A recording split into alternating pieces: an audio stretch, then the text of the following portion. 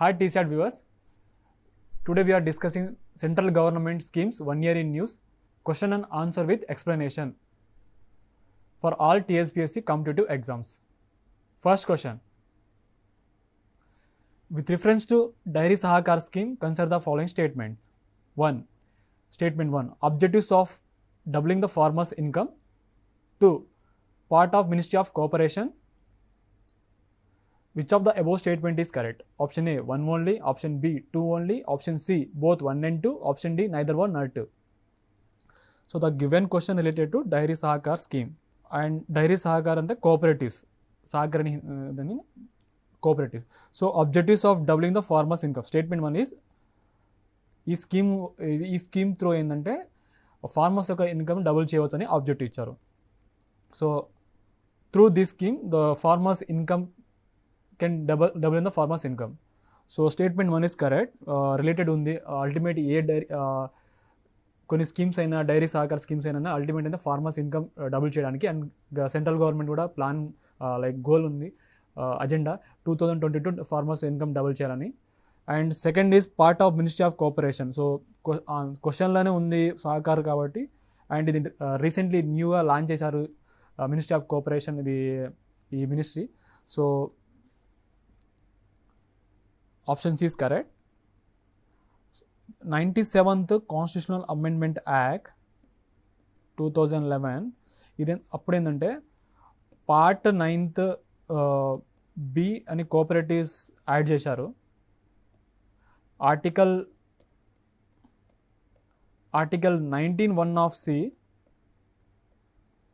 Cooperative association ఒకటి add చేశారు. And DPSP directive principle of state పాలసీలో ఆర్టికల్ 43(b) ఇదేంటంటే promotion of cooperatives.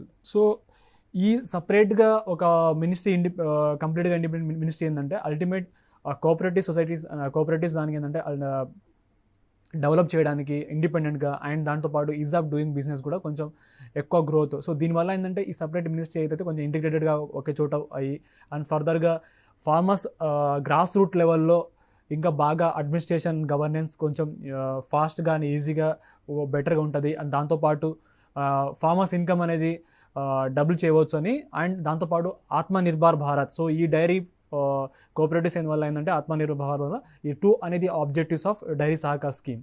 So purpose ఏంటంటే from cooperation to prosperity purpose by providing financial assistant to cooperatives.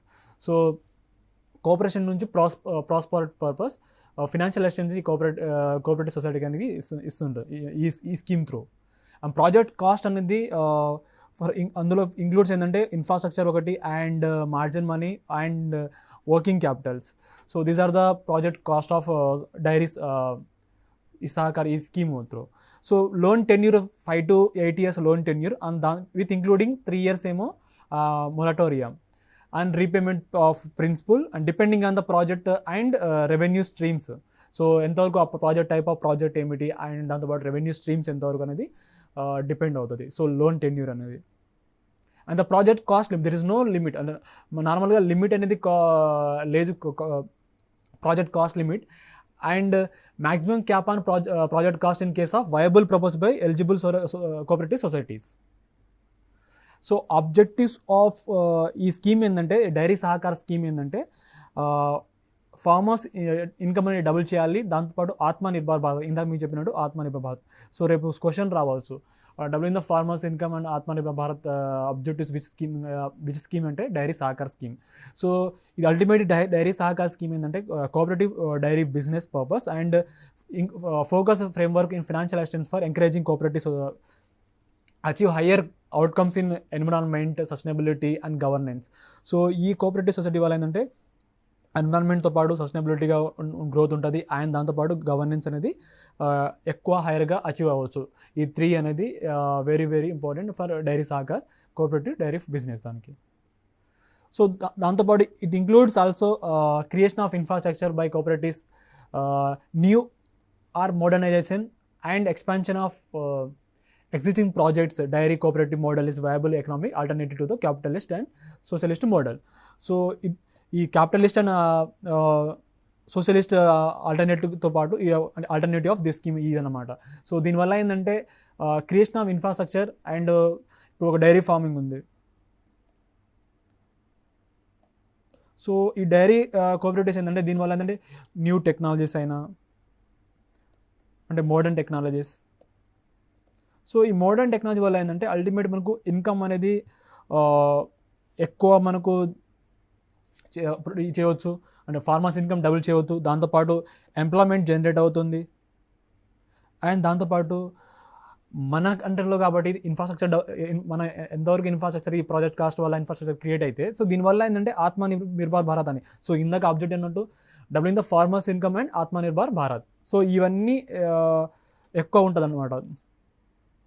So under dairy Sahakar financial support will be extended by, so financial support అనేది extended by NCDC national cooperatives development corporation to eligible cooperatives with in the overall objectives of doubling the farmers income and Atmanirbhar Bharat. So silent features of ఏంటంటే eligibility ఏంటంటే state cooperative society registered ఉంటాయి అవైనా అవ్వచ్చు, లేకపోతే multi state ఉన్న cooperative society అయినా అవ్వచ్చు, or FPO అయినా అవ్వచ్చు, any FPO or self help groups cooperatives ఉంటాయి అవి. So in the country with suitable provisions its bylaws to undertake activities related to dairy shall be eligible for financial assistance project to fulfillment of guidelines under the scheme. So ఈ schemes ఏంటంటే financial assistance అనేది ఇవి ఉన్న దాని ఇవి eligibility ఇవి. So tenure ఏంటంటే dairy Sahakar అంటే being a framework of assistance to dairy cooperatives by NCDC without any recourse to government budgetary support does not have sunset clause envisaged at this stage. So initial time horizon ఏంటంటే 5 years, that from 2021-22 to 2025-26. So tenure of this.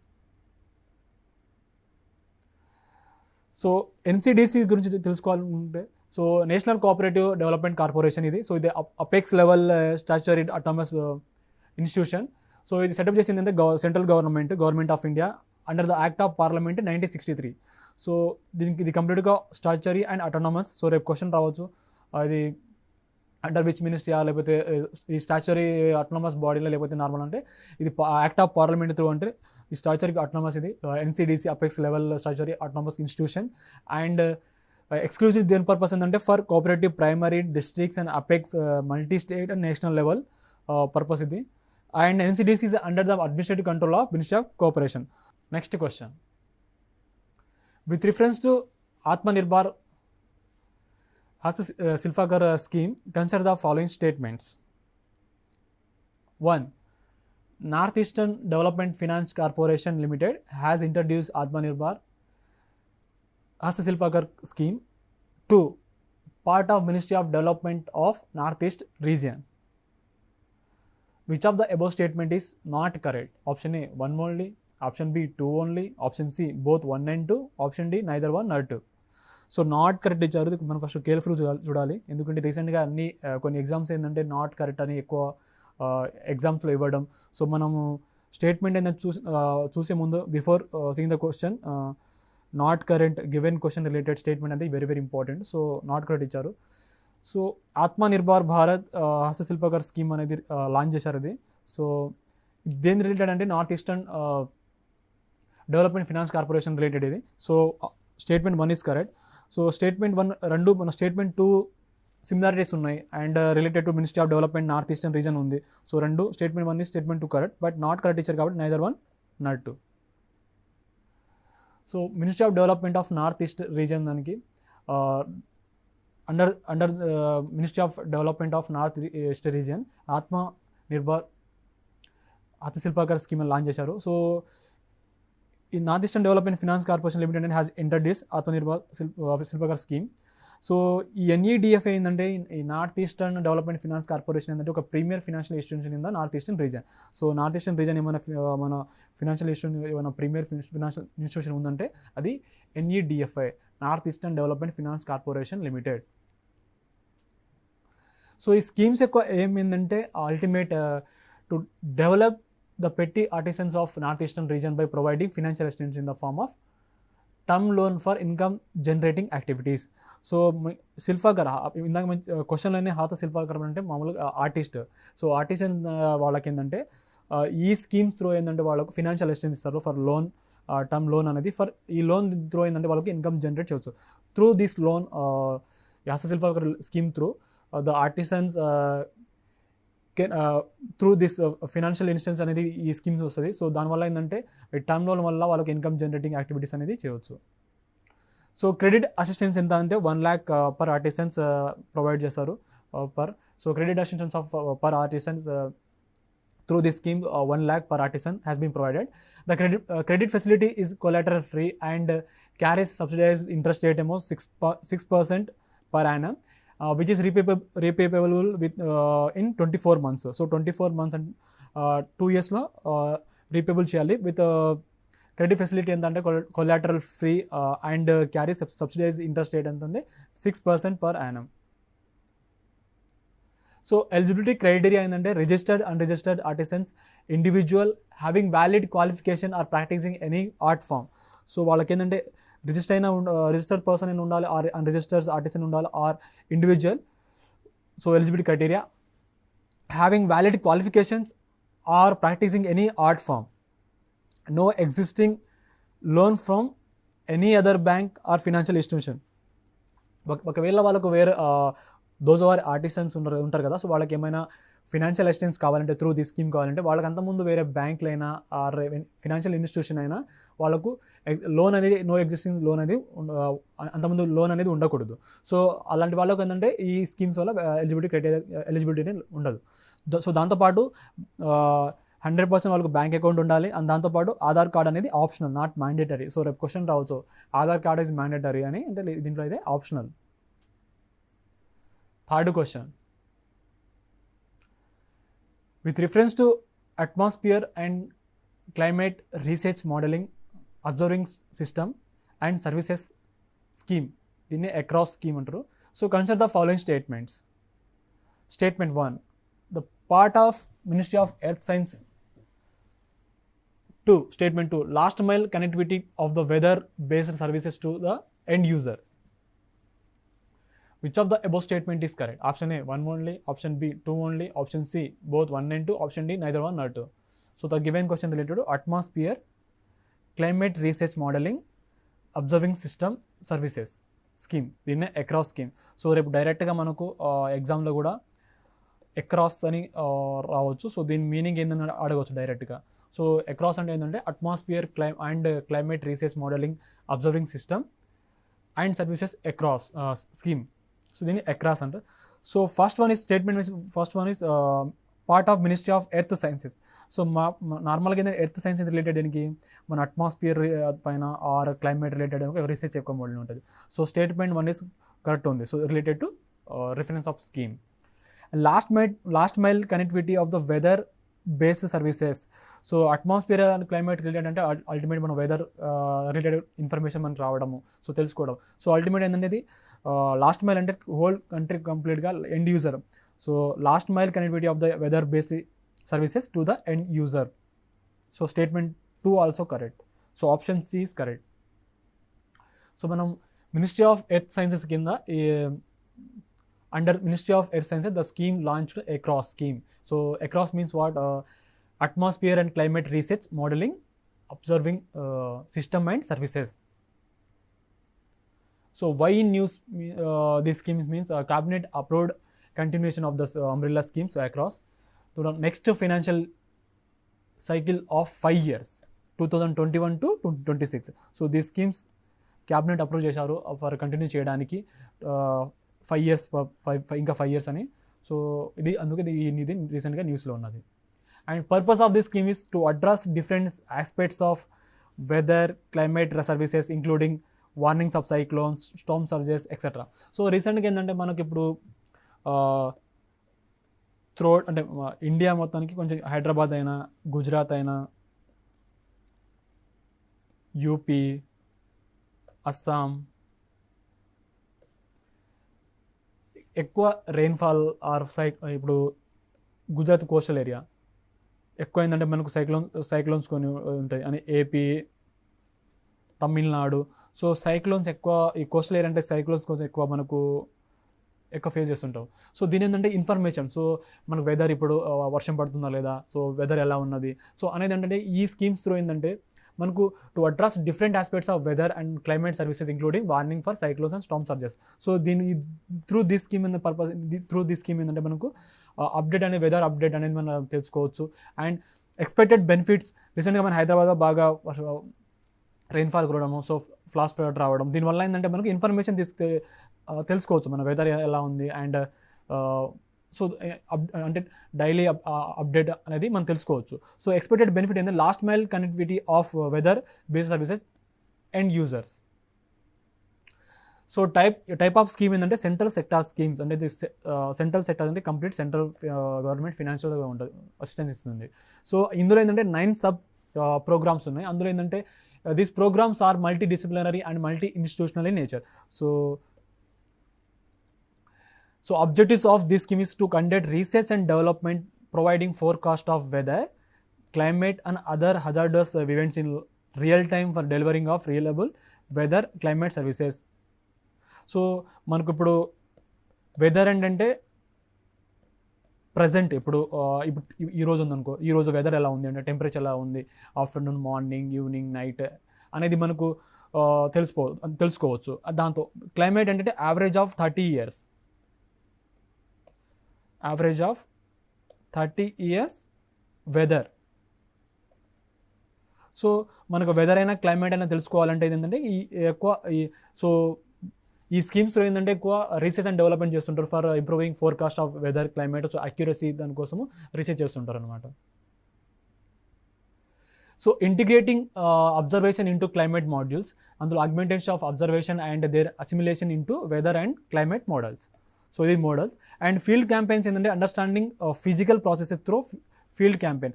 So మనకు field campaigns అంటే డైరెక్ట్గా వెళ్ళి ఈ physical చూడడము, కొన్ని hills అయినా plateaus అయినా అవి. So understanding the physical processes through field campaigns, కంప్లీట్గా దగ్గర నుంచి చూస్తే మనకు ఫీల్డ్ క్యాంపెయిన్ అయినా వెళ్ళడం అలా. సో అదొక model. And model of weather and climate model. దాంతోపాటు higher resolution models, developing and running high resolution model giving forecast in all scales. So high resolution అంటే మనం కంప్లీట్గా డీటెయిల్స్గా హై రిజల్యూషన్ మోడల్ ఇవ్వడం. Science to service, translating science to service and its delivering to society. So science through మనకు service చేయడము. So science అనేది ఈ complete forecasting, ఈ వెదర్ ఫోర్కాస్ట్ అనేది కంప్లీట్గా మనకు సొసైటీకి కంప్లీట్గా రీచ్ అవ్వడము, ట్రాన్స్లేట్ చేయడం అనేది కంప్లీట్గా. Enhancing infrastructure, improving and acquiring required infrastructure.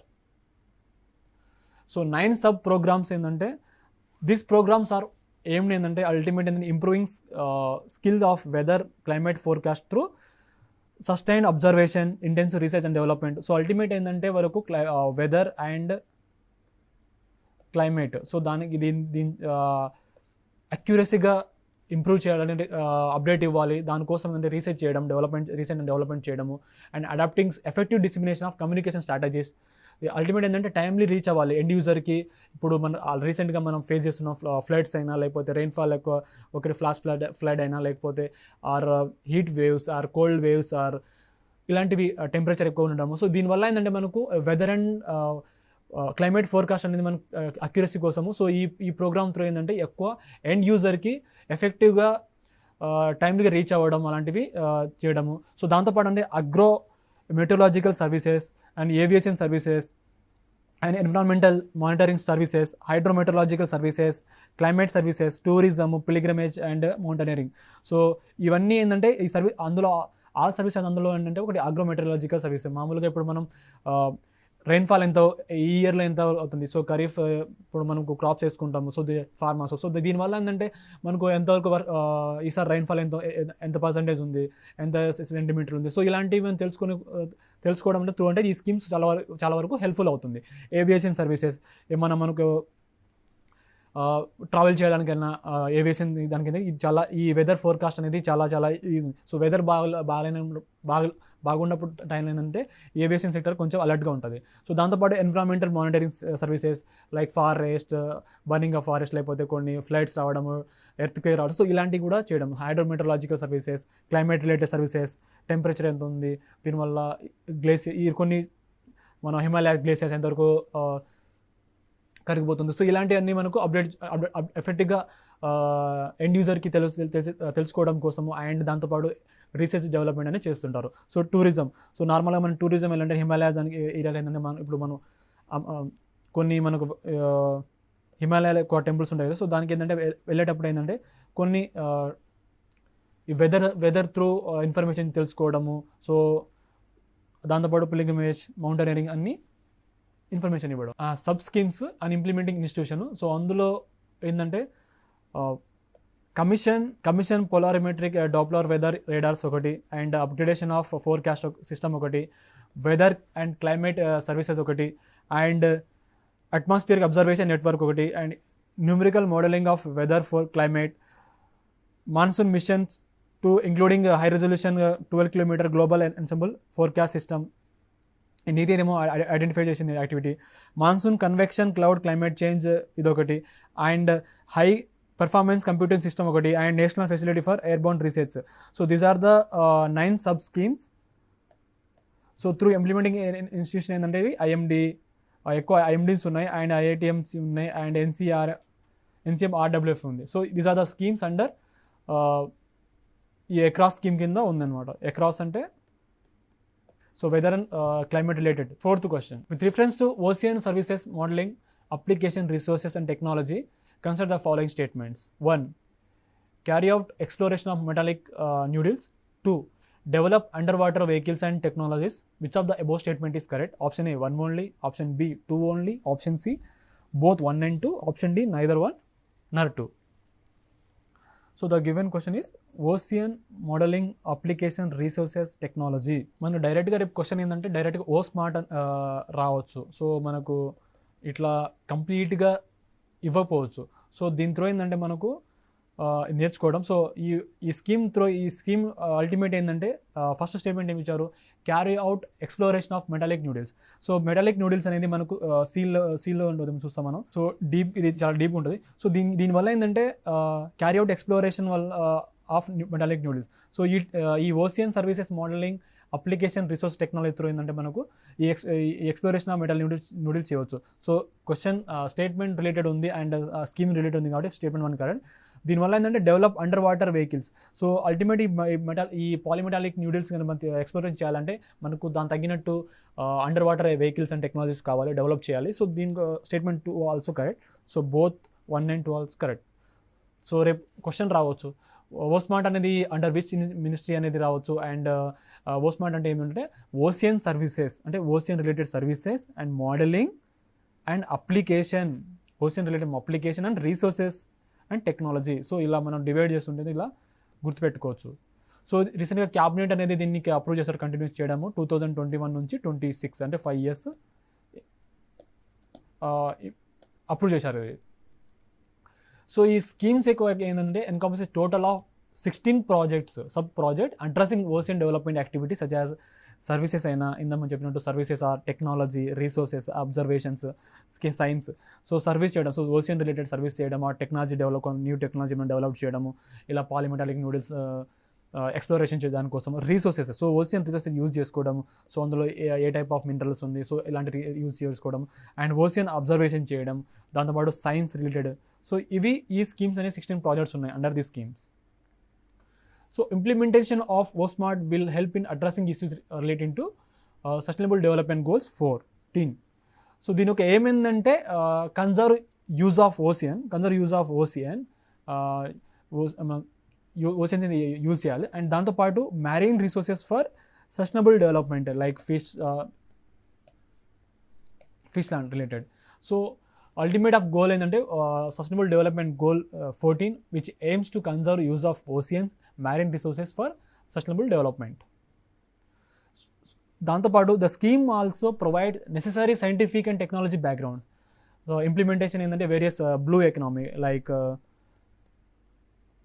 Ship related or fish related ఏమైనా other also scientific and technology purpose background required also for implementation of various aspects of blue economy. Objectives of this scheme is to generate and regularly update information on marine living resources. So రెగ్యులర్గా మనకు ఈ scheme through ఏంటంటే మనకు Maureen living resources అనేది update చేసుకోవచ్చు. And second one is developing technologies to tap Maureen bio resources. So Maureen bio resources అనేది మనకు develop చేయవచ్చు టెక్నాలజీస్.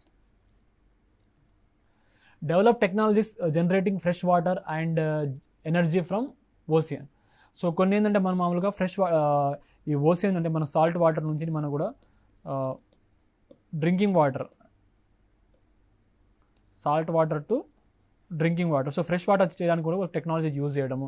సో ఇజ్రాయెల్ ఏంటంటే ఇలాంటి కొంచెం టెక్నాలజీ ఎక్కువ ఉన్నాయి. సో అవి ఇప్పుడు రీసెంట్గా కొన్ని తమిళనాడు స్టేట్ కొన్ని ఇంప్లిమెంట్ చేస్తుంది ఫ్రమ్ జనరేటింగ్ విత్ టెక్నాలజీ ఏంటంటే generating fresh water and energy from oceans. So energy అంటే మామూలుగా మనకు టైడల్ ఎనర్జీ, సో ఇవి జనరేట్ చేయవచ్చు through technologies. Carry out exploration of metallic noodles. So దీంతో ఏంటంటే మెటాలిక్ న్యూడిల్స్ అనేది మనం ఎక్స్ప్లోర్ చేయవచ్చు. And develop under water vehicles technologies అన్ని డెవలప్ చేయవచ్చు. Fifth question, with reference to start up accelerators for product innovation development and growth 𝗬𝗧 program, consider the following statements. 1. To develop startup accelerated ecosystem in India. 2.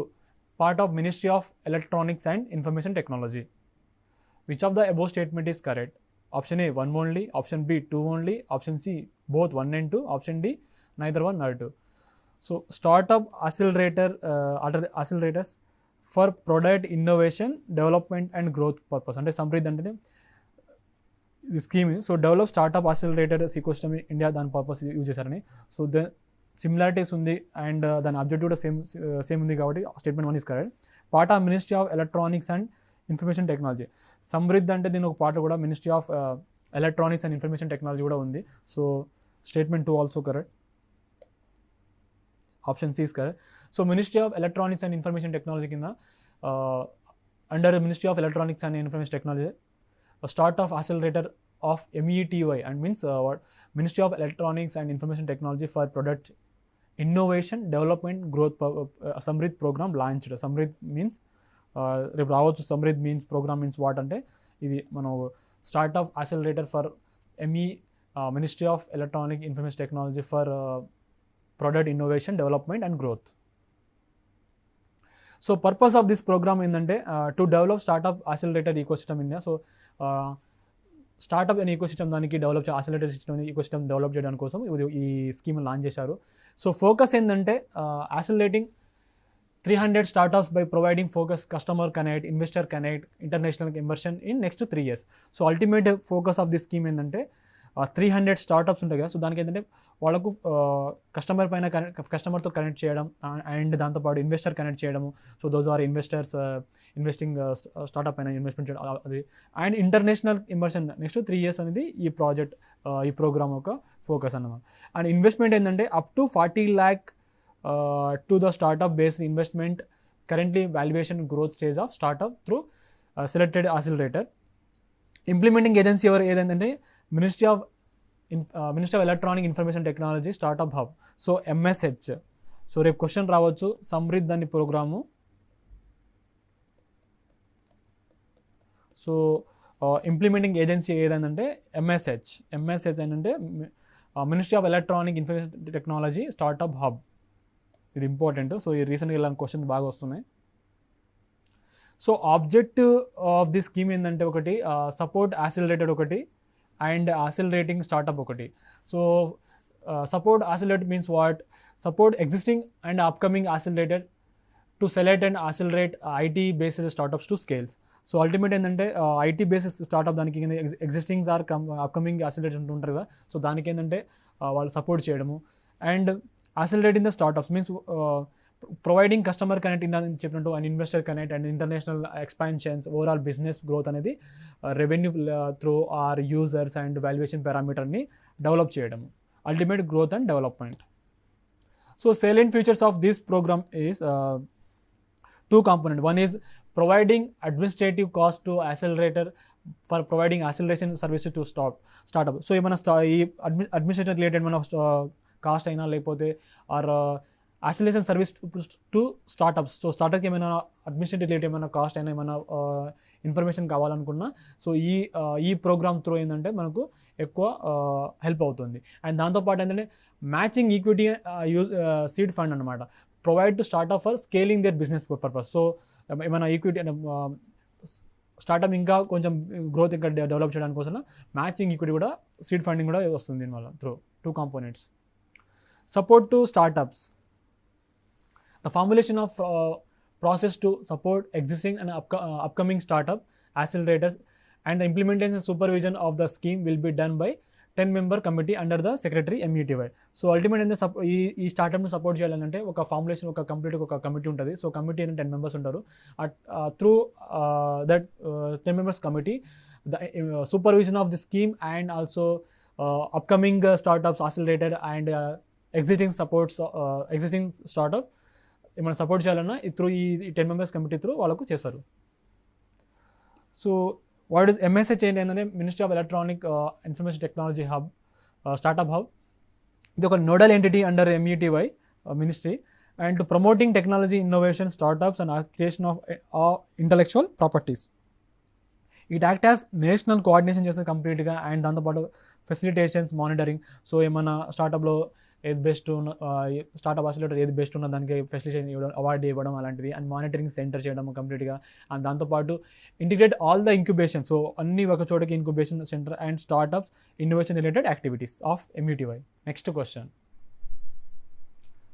with reference to Digital India program, consider the following statements. 1. To transform India into digitally empowered society and knowledge economy. 2. Part of Ministry of Electronics and Information Technology. Which of the above statement is correct? Option A 1 only, option B 2 only, option C both 1 and 2, option D neither 1 nor 2. The given question is Digital India. So recently ఇది important and current topic and చాలా వచ్చే chances ఎక్కువ ఉన్నది. So digital India programme అనేది దేని through under which scheme if they ask question, it's part of ministry of electronics and information technology ఇచ్చారు. So mostly మనకి information technology electronics అనే information technology related ఉంటే అది 100% ఇది డిజిటల్ ఇండియా రిలేటెడ్ ఉంది కాబట్టి statement 2 is correct. And ultimate objective ఏంటంటే to transform India into digitally empowered. So the scheme statement also positive ఉంది అండ్ యూనివర్సల్గా ఉంది కాబట్టి statement 1 also correct. So option 1 is 1 and 2 correct. So digital India programme ఎందుకు వచ్చిందంటే రీసెంట్గా ఈ flagship programme అనేది 6 years కంప్లీట్ అయింది. సో ఇది very important scheme also. Digital infrastructure, so first ఏంటంటే availability of high speed internet అని ఇవ్వడం, so easy access to common service centres and etcetera అన్ని. So high speed internet availability చేయడం కోసం digital India programme launch చేశారు central government ఇది. So దీని digital infrastructure create చేయడానికి. సో ఇది one of the role play చేస్తుంది మనకు కోవిడ్ పాండమిక్లో ఎడ్యుకేషన్ సార్ లేకపోతే గవర్నెన్స్ సార్ అండ్ హెల్త్ చాలా వరకు చాలా యూస్ఫుల్ అయింది. సో త్రూ ది స్కీమ్స్ ఇంకా బెటర్ హెల్ప్ఫుల్ అయింది. So governance and service on demand ఏంటంటే availability of service in real time all citizens entitled to affordable. Digital empowerment of citizens, so universal digital literacy పెంచడం కోసము and universally accessible digital resources. These are the objectives and the main purpose of scheme. So objective ఏంటంటే digitally empowered society. So అల్టిమేట్గా to transform India into digitally empowered society and knowledge economy కంప్లీట్గా డిజిటల్గా హబ్లో create చేయాలి కోసము ఇది digital empowerment society of this objective of this digital India programme. And salient features of this programme is ఏంటంటే aims to provide thrust to 9 pillars of growth area. So 9 pillars of growth area అంటే ఏంటంటే ultimate ఏంటంటే India to digitally empowered society and knowledge కావాలి. And దాంతోపాటు broadband highways అయినా లేకపోతే universal access to mobile connectivity, దాంతోపాటు public internet access program, governance అయినా reforming government through technology, Kranti electronic delivery services, information for all, electronic manufacturing, IT for jobs, early harvest programs. So ఇవన్నీ ఏంటంటే ఈ 9 pillars of growth areas అనమాట ultimate digital India programme.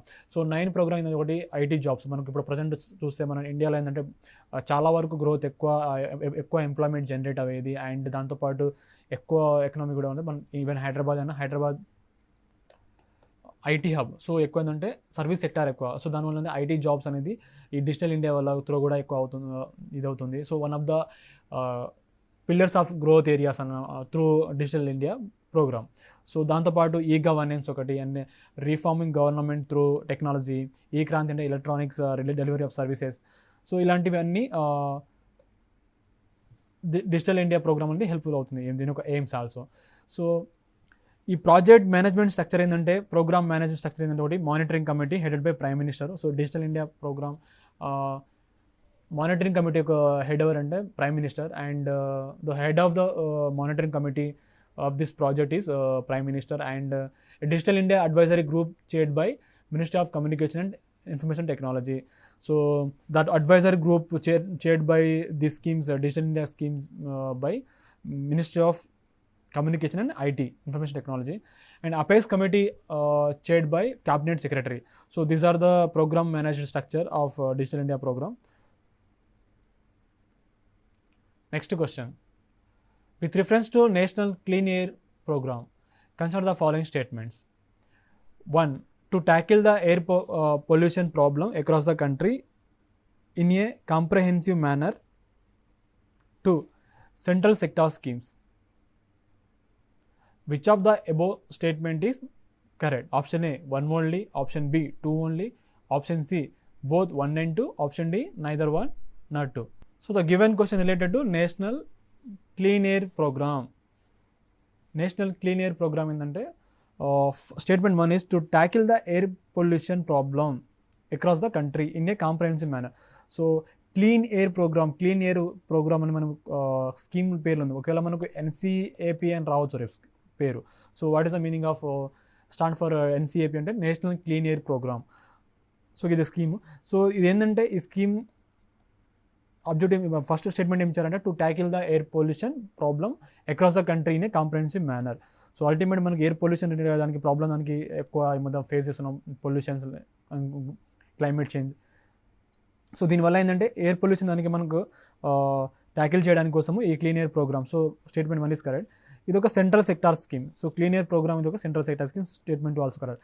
So అది కూడా చూసుకోవాలి, central sponsor scheme, central sector schemes అనేది. So statement 1 and statement 2 is correct. So ఇది ఎందుకు న్యూస్లో ఉందంటే first meeting of national apex committee under national clean air programme అనేది రీసెంట్గా ఇది మీటింగ్ అయింది.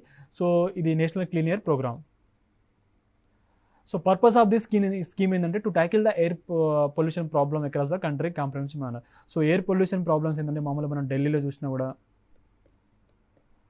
కంప్లీట్గా ఏంటంటే స్మాగ్ అన్నమాట, ఎక్కువ స్మాగ్ ఉంటుంది, అంటే స్మోక్ ప్లస్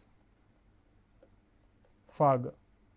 సో దీనివల్ల ఏంటంటే ఈ ఢిల్లీ రీజన్ ఏంటంటే కంప్లీట్గా యూపీ, పంజాబ్, హర్యానా ఏంటంటే ప్యాడీ క్రాప్, దానికి ప్యాడీ ఆర్ క్రాప్ ఏంటంటే కంప్లీట్గా బంద్ చేసినప్పుడు, అంటే హార్వెస్టింగ్ అయిన తర్వాత ఆ ఉన్న ఫీల్డ్ దానికి బంద్ చేసినప్పుడు అంటే కంప్లీట్గా ఏంటంటే ఆ ఉన్న పొల్యూట్ అయ్యి ఢిల్లీ మొత్తం ఎక్కువ ఎయిర్ పొల్యూషన్ ఎక్కువ అవుతుంది. సో దీనివల్ల సో నాట్ ఓన్లీ ఢిల్లీ, కొన్ని సిటీస్, సో ఎక్కువ ఏంటంటే ఢిల్లీ కొంచెం బాగా ఎక్కువ ఎయిర్ పొల్యూషన్ ఎక్కువ ఉంది. సో ఈ నేషనల్ క్లీన్ ఎయిర్ ప్రోగ్రామ్ ఏంటంటే to tackle the air pollution problem across the country in a comprehensive manner, and type of the scheme ఏంటంటే సెంట్రల్ సెక్టార్ స్కీమ్. సో దీని ultimate target of this scheme is 20% to 30% reduction in particulate matter concentration by 2024, keeping the 2017 base year. So 2017 base year ఉంది కదా, so ఈ 2017 base year అప్పుడు దీని through 20 నుంచి 30%, 20% to 30% reduction in particulate matter concentration by 2024. So coverage of this scheme is 122 non-attainment cities have been identified across the country based on air quality data. So total ఏంటంటే 122 non-attainment cities ఉన్నాయి, so identify చేశారు across the country based on air quality data from 2014 నుంచి 2018. So objectives of this scheme ఏంటంటే అందులో mitigation measures ఒకటి and improve air quality and third one is awareness and capacity building. So these are the objectives of scheme. So first one ఏంటంటే ఈ mitigation measures ఏంటంటే stringent implementation of mitigation measure like prevention, control, abatement of air pollution. So air pollution దానికి control చేయాలి. ఇప్పుడు నార్మల్గా ఏంటంటే మనకు ఇదే వింటర్ అది ఢిల్లీ అని చెప్పాను కదా. సో వింటర్ సెషన్ అప్పుడు ఇంకా బాగా స్మోక్ అవుతుంది కంప్లీట్గా. సో ఎక్కువ పొల్యూట్ అవ్వడం. సో విజిబిలిటీ అనేది కూడా చాలా తక్కువ ఉంటుంది. సో దీనివల్ల ఏంటంటే ఈ వింటర్ సీజన్ అప్పుడు అంటే కంప్లీట్గా కన్స్ట్రక్షన్ యాక్టివిటీస్ స్టాప్ చేయడము. సో ఇలా క్రాప్ అనేది ఆఫ్టర్ హార్వెస్టింగ్ దాని తర్వాత బర్న్ చేయడం కాకుండా ఉండడము. సో దీనివల్ల ఏంటంటే అల్టిమేట్ అంటే preventive and control of abatement of air pollution. So కంప్లీట్గా మనకు ఎయిర్ పొల్యూట్ దానికి కొంచెం అరికట్టడం. సో దాంతోపాటు ఇంకోటి విషయం ఏంటంటే ఎయిర్ గన్ అని మామూలుగా ఇప్పుడు ఎయిర్ పొల్యూషన్ ఎక్కడ ఉన్నప్పుడు ఏంటంటే కంప్లీట్గా క్లియర్ చేయడానికి ఒకటి మన ఢిల్లీ గవర్నమెంట్ ఒకటి లాంచ్ చేశారు ఫర్ ఈ పొల్యూషన్ దానికి ప్రివెన్షన్ కంట్రోల్ చేయడం కోసము, అంటే ఈ విజిబిలిటీ దానికోసం. So improve air quality. Second one ఇది augment and strengthen air quality monitoring network across the country. And third one awareness and capacity building. Augment public awareness and capacity building measures. So salient features of this program is adopting airshed approach to deal with air pollution and cities specific action plan and monitoring of air quality cities, integrated command and control centers. So ఈ adapting airshed approach to deal with air pollution ఏంటంటే ఈ policy maker ఏంటంటే we'll plan actions keeping in the view అంటే geographical ఒకటి and meteorological and other factors. So ఇప్పుడు ఢిల్లీ ఒక reason ఇంత air pollution reason కూడా ఒకటి జియోగ్రాఫికల్గా. సో ఎందుకంటే సరౌండింగ్ అన్ని కొంచెం హిల్ ఏరియా లాగా ఉంటుంది. సో దీనివల్ల ఏంటంటే ఆ ఎయిర్ అనేది కంప్లీట్ ట్రాప్ అయిపోతుంది. సో దీనివల్ల జియోగ్రాఫికల్ ప్రాబ్లం ఒకటి అండ్ మెట్రలాజికల్ రిలేటెడ్ ఏమైనా ఉంటే ఈ పాలసీ మేకర్ అంటే will plan action keeping in the view of geographical, metrological and other factors pollute air with in the airshed instead of making policies guided by state boundaries. So currently ఏంటంటే airshed approach is being implemented by Delhi NCR. So ఇందాక మీరు చెప్పినట్టు example కూడా so ఇక్కడ so కరెంట్లో అయితే airshed approach అనేది is being implemented for Delhi NCR and adjoining areas. City specific action plan అనేది ప్రిపేర్డ్ ఏంటంటే రెగ్యులర్గా monitoring by committee at central and state లెవెల్లో. సో నేమ్లీ స్టీరింగ్ కమిటీస్ ఉంటుంది and monitoring committees and implementation committees. So city specific action plan అనేది వీళ్ళు monitor చేస్తుంటారు. Monitoring of air quality of cities. So state pollution control board అనేది మనం air quality monitoring అని చేస్తుంటుంది every state pollution control board. And integrated command and control centres. So some smart cities ఏంటంటే have establish ICCS which are also conducted ఏంటంటే air quality monitoring for effective monitoring. 8th question. With reference to e-settlement scheme, consider the following statements. 1. Part of Ministry of Finance. 2. The Central Board of Direct Taxes has rolled out a scheme for settlement of tax disputes involving small taxpayers.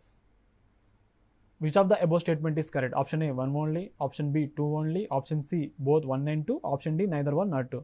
So the given question to e-settlement scheme. So electronic settlement scheme. The first one, statement 1 is part of Ministry of Finance. So this scheme is under part of this ministry. The Central Board of Direct Taxes CBDT rolled out scheme for settlement of tax disputes involving small taxpayer. ఒకవేళ ministry of finance కనుక if the question statement 1 is correct then ఆటోమేటిక్గా statement 2 also correct. ఎందుకంటే CBDT central board of direct taxes అనేది CBDT taxes related అంతా ministry finance. So ఈ settlement tax so మనకు statement 2 చూస్తే ఏంటంటే మన సెటిల్మెంట్ ఆఫ్ ట్యాక్స్ అనేది dispute involving small taxpayer. So statement 2 also correct ఉంది, స్టేట్మెంట్ 1 ఆల్సో కరెక్ట్. సో ఈ సెటిల్మెంట్ అంటే కొన్ని మనకు ministry of electronic information technology అని కొన్ని అనుకుంటాము. సో ఇది కొంచెం కేర్ఫుల్ చూసుకోవాలని కోసం ఈ క్వశ్చన్ ఇచ్చాను. So both are correct, option C is correct. So under Ministry of Finance, this scheme is launched. So e-settlement scheme. So ఈ settlement schemes means what, central board of direct taxes recently roll out చేశారు scheme for settlement of tax dispute. So tax disputes ఏమైనా ఉంటే వాళ్ళకి ఏంటంటే settlement చేయడం కోసము involving small tax payer, ఇది చూసుకోవాలి కేర్ఫుల్గా. సో అబౌట్ ఈ settlement schemes means scheme is effective from 1st November 2021 and under the scheme ఏంటంటే interim board ఏంటంటే will decide on application of settlements కంప్లీట్గా.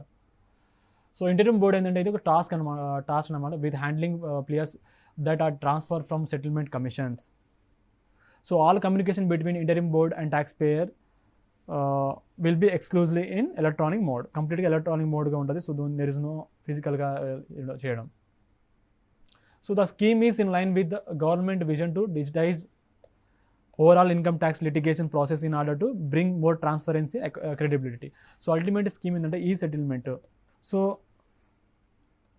త్రూ డిజిటల్గా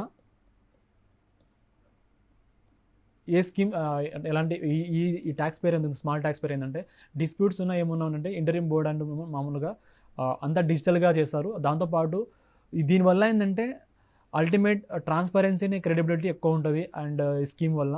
సో దానికోసం ఇది గవర్నమెంట్ ఇది విజన్ అనమాట to digitise overall the income tax litigation process అనేది in order to bring the more transparency and credibility. So ఇంతవరకు మనం ఈ సెటిల్మెంట్ యాక్ట్ నేర్చుకున్నాం. సో ఫర్దర్ నెక్స్ట్ క్లాస్ మళ్ళీ కలుద్దాము. Thank you.